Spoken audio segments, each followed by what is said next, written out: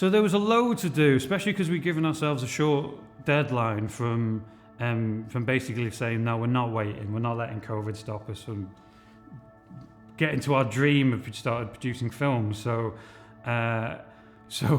we had to make sure that this script was obviously somebody kind of falling into madness in like one location in a cottage in the middle of nowhere. So it's not the easiest thing in the world to find a cottage in the middle of nowhere that you can have for a week, but we also needed somewhere to stay. But the more remote you are, the less hotels are nearby. So we had to find a remote cottage that could house a reasonable sized crew for a couple of weeks.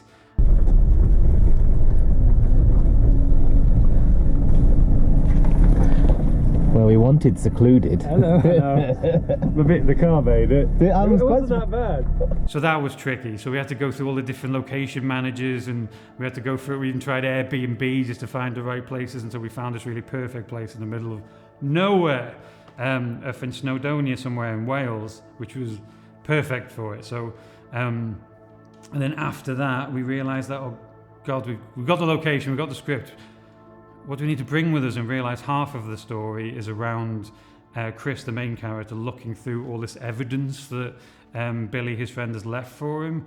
And that includes sketches, CSI photos, or forensic photos, whatever you call it. So our production designer, Keith Lupton, had to be in charge of getting all that together. So alongside with Andrew Sexton, our art director. So Andy did a lot of the sketches that you see on screen of monsters and lots of scribbles and crazy people's writings. Andy had to sort out all that beforehand, while Keith was producing the forensic images, making anything you see with scars and things like that. That's Andy as well. So Andy had to juggle things like sketching and some incredible makeup. That if you ever see any of the cuts and things in the shape of the this kind of circle within a circle, which this cult's all about, that's all Andy Sexton as well.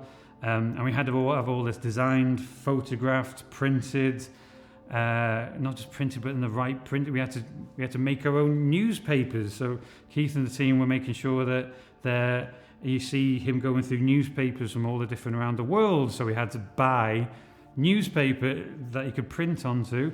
Everybody had to write articles that were in Croatian, Russian, or Serbian, Russian, Spanish, and make sure we get them translated, because even though you see him on screen for a second, you're going to get that guy who's still going to pause it and go, you've got the Spanish wrong there. So we had to get things like that right, which is weird and too much detail, but somebody did it here. So there's a lot of effort that went into, it wasn't just about turning up with cameras, we had to get the place looking right. And also we had to cast the thing. So I've worked with Rory Wilson before when we did a short film called Afterlife. He was amazing in that. So there was already a bit of a shorthand with Rory. So when we got together, I prepped him. I kind of said, this is a big responsibility. Can you do all this by yourself? There's a lot of dialogue of just you on phones and things like that. So it's all we can't cut away from you. And Rory nailed it. His performance is one of the things that's really pushed this film to another level. And I'm sure he's going to become a big star after this, I think. Chris, thank you for following the breadcrumbs. I knew you'd be the one to find them. Now, listen to my voice. My breathing is steady. I sound fully conscious. I'm not what you all think I am. If you look through our findings, you'll see that we'd found sites, out-of-the-way places to perform their depravities. We looked wherever there were reports of overindulgent murders, anything ritualistic. And we found lots of them. We realized we'd walked into their trap. They were tracking us. Are you burdened with religion, Mr. Duffy? Do you know why he doesn't answer our prayers? He's scared, terrified. of waking something far older than him. He knows that by helping us, it would notice him. You see, your god is a coward. It answers me when I call. It listens.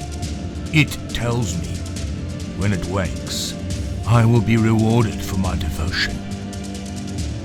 And when it makes this world drown,